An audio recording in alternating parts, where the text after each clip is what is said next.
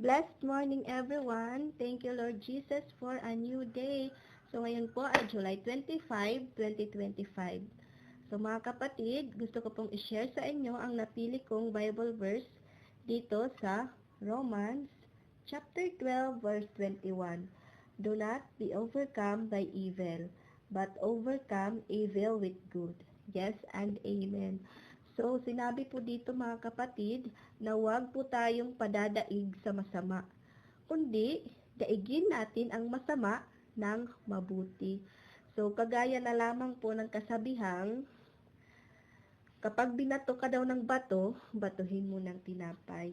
So, ibig sabihin po mga kapatid, kapag gagawan tayo ng masama ng ating kapwa or pagsabihan tayo ng masama ng ating kapwa, wag na lang po nating patulan. So, isipin muna natin kung ang susunod ba nating gagawin ay ito ba ay ikalulugod ng ating Panginoong Hesus.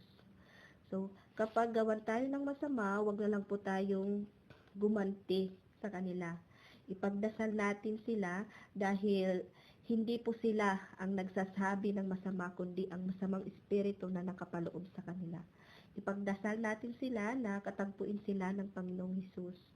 At kapag ginawan tayo ng masama nila at ang ipakita natin sa kanila or ang isukli natin sa kanila ay kabutihan, hindi tayo gumanti ng masama, makikita nila ang kabutihan sa ating puso.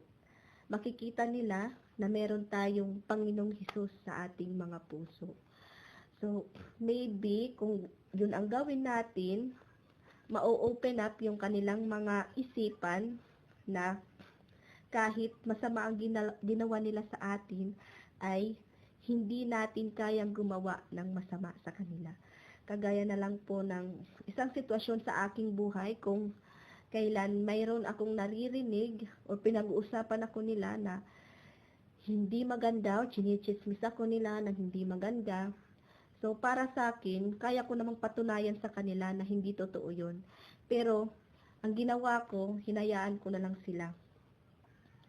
Hinayaan ko na lang sila kung ano ang kanilang sabihin. Ipapakita ko na lang sa kanila kung ano ang totoong ako. Doon nila malalaman kung ano talaga ako, kung sino talaga ako.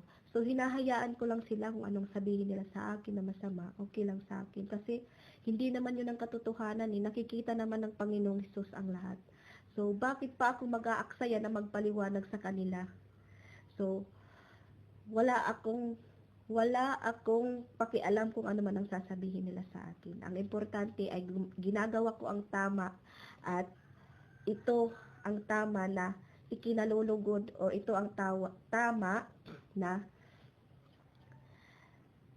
tama sa mata ng Panginoon. So, yun lamang po mga kapatid. God bless us all and Jesus loves us.